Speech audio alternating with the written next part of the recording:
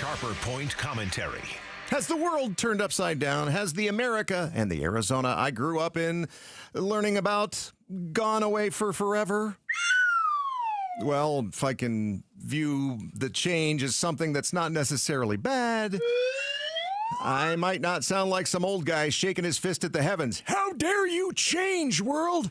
And hey, kid, can you come here and help me with my jitterbug phone, too?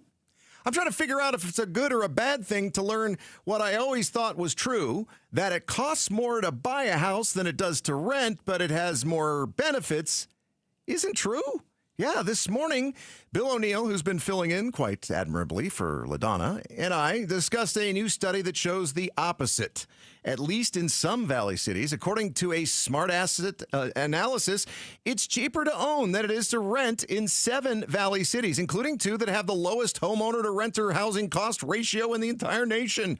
The city of Surprise had the lowest ratio of any place in the country. On average, homeowners in that Northwest Valley city spend a little less than $1,800 a month, while renters paid just a little more than $2,100 a month. So homeowners paid out $321 less per month than renters in Surprise. What in the actual heck?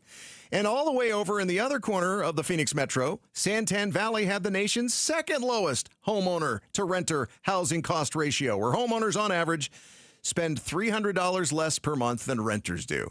Now, when Smart Asset did this analysis of the monthly cost of housing in 342 of the nation's largest cities, 14 Arizona cities qualified, by the way, they looked at mortgage payments, insurance, taxes, common utilities, and HOA fees for homeowners. But they didn't take into account down payments and closing costs. And down payments can be tens of thousands of dollars paid up front, much bigger than any security deposit I ever paid in an apartment when I was single. So maybe what I learned as a kid and a young adult, that buying is always going to cost you more than renting, but pays better, long-term dividends, may still hold true.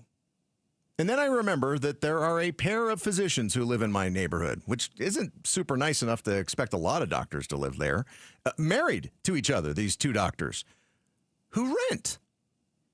They aren't homeowners or even home buyers, which is what I consider myself. I'm not a homeowner. I'm still buying that thing and will be for years to come. And until recently, they only had 1 car. What do they know that I don't know? I guess I'm going to have to book an appointment at one of their offices. Thanks for watching Arizona's Morning News. Click to watch more from KTAR News and hit the button in the middle to subscribe.